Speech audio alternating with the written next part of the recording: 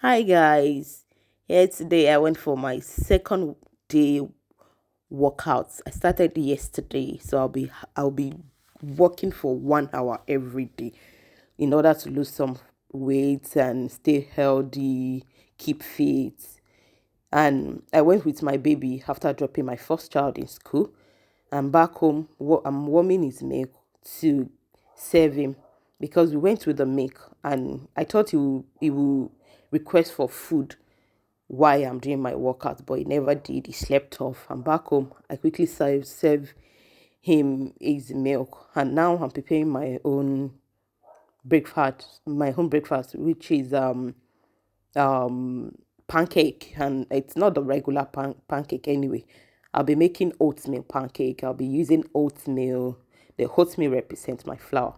So then spinach, milk, vanilla extract, and cinnamon. So that's what I'm going to blend, and I'll use it as my pancake.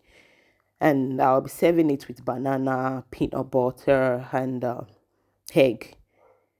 So you see it out then, and I'll take it with tea. You can try this at home. You really like it. Not only healthy, but really tastes very good. So yummy. So you can try it at home and you will like it.